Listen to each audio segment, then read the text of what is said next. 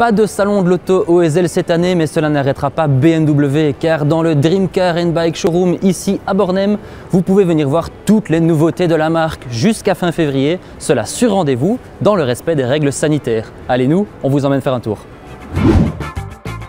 Et on commence par une BMW au design frappant. Et frappant, c'est le mot, car cette calandre là-bas, elle a déjà fait couler beaucoup d'encre. BMW, de son côté, n'y voit pas vraiment d'inconvénient et il voit surtout un côté pratique de différencier la série 4 de la série 3. En propulsion ou en 4 motrices, 4 ou 6 cylindres, essence ou diesel, les Allemands ont encore une fois coché toutes les cases. Et cette 440i, eh bien, elle est là pour combler le fossé entre les séries 4 normales et la M4. Vous avez déjà certainement vu le coupé passer dans les rues, mais cette version cabriolet de la série 4, eh bien, elle est toute neuve. Et pour la première fois depuis 15 ans, BMW retourne au toit en toile.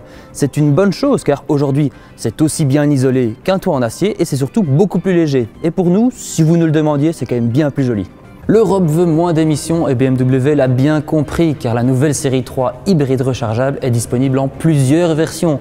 Et pour la première fois, la version Touring est aussi disponible en hybride rechargeable. Et en plus de ça, elle est disponible en propulsion ou en 4 motrices. Le marché fleet et surtout votre comptable vont adorer ces nouvelles hybrides rechargeables, car leurs émissions de CO2 varient de 31 à 38 grammes selon le cycle WLTP et leur autonomie électrique passe jusqu'à 61 km. Enfin ça, c'est si vous la branchez. Je vous ai à l'œil, hein. Comme on attend les frites du vendredi soir, eh bien les vrais fans de BMW, ils attendent les M4 et les M3. Et il y a une bonne nouvelle pour eux, car elles sont disponibles en deux versions. La version normale, sportive toujours, mais la version compétition en plus, qui a plus de puissance. Et bien sûr, la M4 cabriolet, eh bien elle arrivera un peu plus tard. Et d'ailleurs BMW eh bien, continue à chouchouter ses fans parce que les M3 et les M4 sont toujours disponibles en boîte manuelle et avec la propulsion. De base, le 6 cylindres en ligne produit 479 chevaux.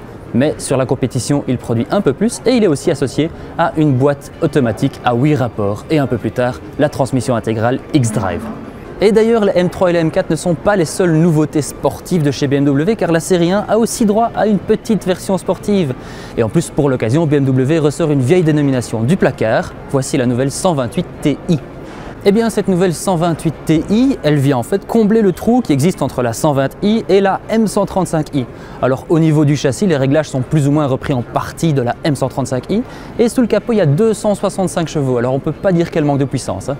Et après toute cette sportivité et cette puissance, il est temps de prendre les choses un peu plus calmement et surtout de façon un petit peu plus écologique. Vous pouvez découvrir la vidéo du nouvel iX3 qu'on a fait en cliquant juste ici, alors que BMW va lancer à la fin de l'année ce nouveau modèle qui s'appelle le iX. En fait, c'est un SUV électrique qui fait la taille d'un X5 et qui est la version de production du concept Vision iNext.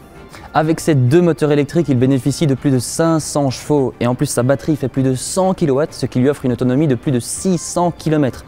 Et si vous pensez que l'extérieur est remarquable, c'est que vous n'avez pas encore vu l'intérieur. Et on conclut ce petit tour avec ce nouveau concept i4. Alors que les séries 3 et les séries 4 ont été renouvelées, il reste encore un petit trou pour la série 4 Grand Coupé. Et ce concept car, eh bien, il est le précurseur de cette future voiture et il sera aussi entièrement électrique. Derrière cette calandre, eh bien, il n'y a pas de radiateur, non, c'est juste des capteurs pour les assistances à la conduite. Sous le plancher, il y aura logiquement une batterie de 80 kWh qui sera assez suffisante pour emmener cette voiture jusqu'à 600 km.